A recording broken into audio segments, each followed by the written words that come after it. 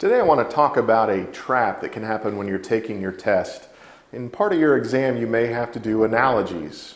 This is to this as that is to that. And you're trying to find the relationship between words and then find the one word that best shares that same relationship, analogies.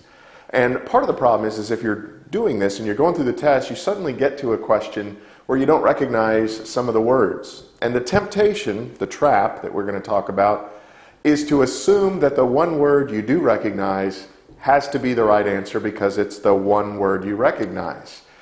We want to avoid that problem. So I'm going to put an example. I've got an example here on the board behind me that we want to go over briefly. Now, it's a pretty simple example. You probably already know what all the words mean, but just for sake of illustration, let's assume you've got this question. Blank is to speech as coordinated is to movement.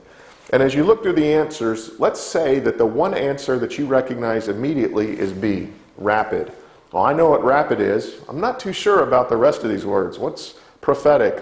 I don't understand that. So I'll go with the one that I recognize. Surely the one word that I see there that I recognize immediately, that has to be the right one. This is the trap of familiarity. Sometimes the test takers will put a word, a short, simple, familiar word in the midst of other words that are less familiar and try to get the person to say, well, if they really don't know what it is, they'll probably just pick the word that they know out of the list. And so in this case, rapid is there because people understand that there is such a thing as rapid speech, just as there is quick walking or rapid movement. And it's there as a way to sort of trick the person, trap the person. Maybe they don't know what these other words mean. They'll recognize this one and they'll just go with that. And you want to slow down at this point. If you're not sure about words, slow down, take a closer look, and then start eliminating things that you can immediately eliminate. So part of the strategy then is to avoid the trap of familiarity. If you're uncertain, you don't just go immediately to the one word that you do know and assume that's the right word.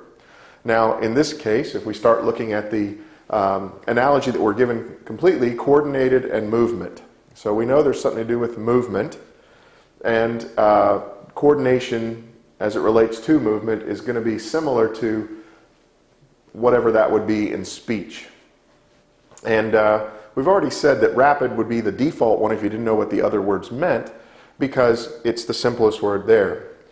Predictive and prophetic are actually going to be very similar in meaning, and let's say you knew that. Well, how am I going to choose between those two? If predictive and prophetic are similar, perhaps we will rule them out because they're too close in meaning. It's too hard to get it. And so by process of elimination, you've ended up with D, articulate.